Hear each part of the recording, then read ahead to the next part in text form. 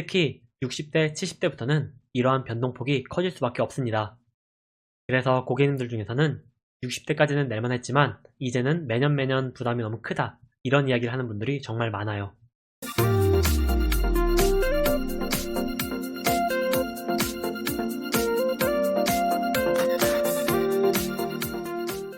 안녕하세요, 탐나는 보험입니다. 오늘은 실비보험마저 없는 70대 부모님을 둔 자녀분들을 위해 이야기해 볼 거예요. 실제 상담에서 많이 물어보는 질문을 케이스 형태로 풀어드립니다.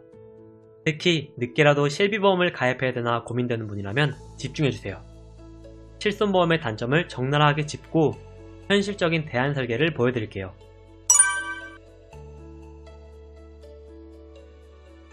얼마 전 70대 부모님 보험 문의가 들어왔습니다. 평생을 건강하게 지내다 보니 실비를 포함해서 어떤 보험도 없는 상태셨어요. 그런데 최근 주변에 암에 걸리거나 병원에 가는 지인들이 많아지다 보니 아차 싶으신 거예요. 자녀분들이 먼저 지금이라도 뭘 들어야 하나 연락을 주셨습니다. 이럴 때 가장 먼저 떠오르는 게 실비보험이죠. 제일 좋은 보장이라는 말도 있고 실질적인 병원비를 돌려받을 수 있으니까요. 하지만 70대 실비보험 가입은 정말 고민됩니다. 특히 까다로운 가입심사 때문에 대부분 유병력자 실손을 가입하게 되니까요. 이러면 가격 대비 보장이 어떤지 궁금하실 거예요. 유병자 실손은 심사의 문턱을 낮춘 대신에 일반 실손에 비하면 보장면에서 불리합니다. 먼저 이번 통원 보장 구조는 비슷하지만 자기부담금이 많아져요. 그리고 일부 항목은 아예 보상에서 제외됩니다. 조금 더 풀어서 정리해 볼게요. 일반 실손이라면 과거 5년간 치료력을 촘촘하게 살펴봅니다.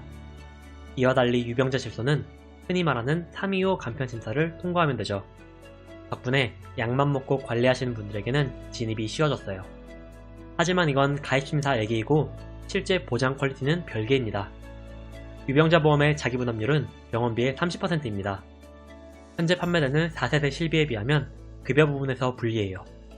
또한 입원 치료를 받아도 최소 자기부담금이 10만원 발생합니다. 일반 실비에서는 아예 없는 만큼 아쉬운 부분이죠. 결정적으로 청구 확률이 높은 비급여 3대 특약은 아예 제외됩니다.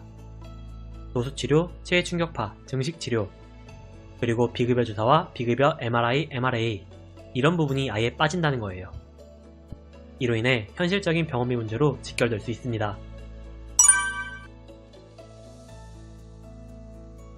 그럼에도 무조건 실손보험부터 가입해야 할까요? 현실적인 단점까지 보면 생각이 바뀝니다. 현재 유병자 실비보험 가입 시 75세 남성은 7만 10원, 여성은 6만 4천원으로 가입할 수 있어요. 하지만 실손 의료비는 매년 비싸지는 게 기본입니다. 연령 상승, 회사의 손해율 이런 부분들이 보험료로 반영되거든요. 특히 60대, 70대부터는 이러한 변동폭이 커질 수밖에 없습니다. 그래서 고객님들 중에서는 60대까지는 낼만했지만 이제는 매년 부담이 너무 크다, 이런 이야기를 하는 분들이 정말 많아요. 유병자 실비보험에서 3대 비급여 특약은 아예 처음부터 가입할 수 없습니다. 나이가 들수록 많이 받게 되는 노수치료나 비급여 주사, MRI 등이 여기서 제외되는 건데요. 잘 몰라서 가입하면 이런 부분을 청구할 수 있겠거니 생각한다면 정말 큰 착각이 되는 거예요. 이런 이유로 병원에 간다면 전액 자기부담으로 떨어질 수 있으니 주의하세요. 비슷한 맥락에서 약값도 전부 내가 지불해야 합니다. 유병자 실비에서 외래 진료비는 보상되지만 제조 처방은 제외되기 때문이에요. 만성질환으로 꾸준히 약을 드시는 70대라면 곤란할 수도 있는 부분이죠. 예전에는 70세만 넘으면 보험 가입이 어려웠는데요. 이제는 아닙니다. 매년 비싸지는 실비보험 대신에 종합보험으로 대체하세요. 회사에서 정해준 갱신율에 따라 매번 비싸지는 보험이 아닙니다. 내가 직접 설계한 특약에 따라 보상받고 납입하는 구조예요. 그래서 가능한 예산을 먼저 정해두고 그 안에서 꼭 필요한 보장으로 채워주세요. 3대 진단비는 모든 연령에서 가장 많이 가입하는 특약입니다. 저도 원래는 진단비 보험을 제일 중요하게 생각하지만 이번 추천 설계에서는 고작 1천만원씩 넣었어요. 이유는 가격입니다. 연세가 많으시다 보니 최소한의 금액으로 대비해드렸어요. 그나마 다행인 점은 우리나라의 의료복지제도가 정말 잘 되어 있다는 건데요. 바로 중증질환자 산정특례 제도와 본인부담금 상한제 덕분이죠. 공단에서 지원하는 급여치료라면 큰 걱정 없이 받을 수 있습니다. 다음으로 항암 치료비와 혈전용해 치료비를 추가했어요. 부족한 진단비를 보완해주는 역할로 준비했어요. 이때 고액의 항암 치료를 추가로 대비하는 방법도 존재하는데요. 예시처럼 중입자 치료 특약을 별도로 더해주면 됩니다. 70대에는 가벼운 미끄럼 사고에도 크게 다칠 수 있습니다. 이럴 때 실비도 없다면 이렇게 수술비 특약도 폭넓게 구성해주세요. 일반 수술비와 종수술비 이렇게 두 가지를 복층으로 쌓는 방식인데요.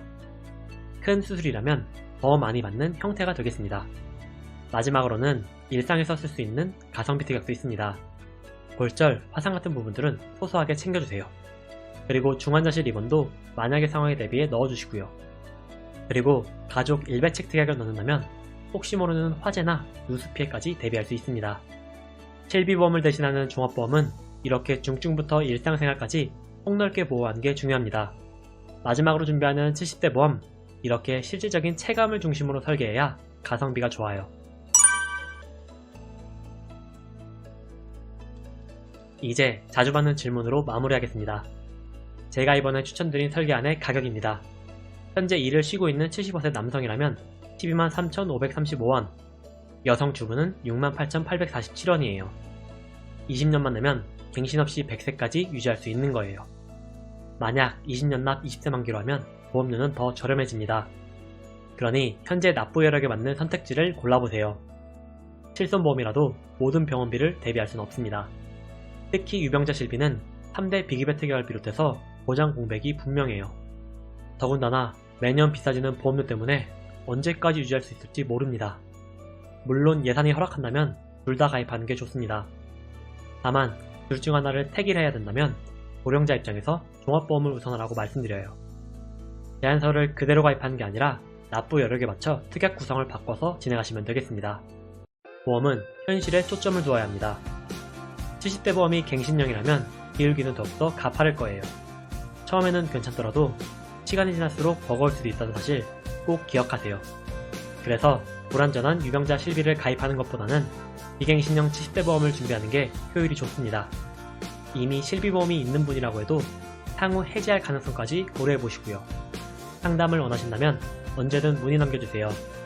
현재 건강 상태와 과거 치료 이력, 그리고 예산에 따라 맞춤 설계안을 약속드리겠습니다.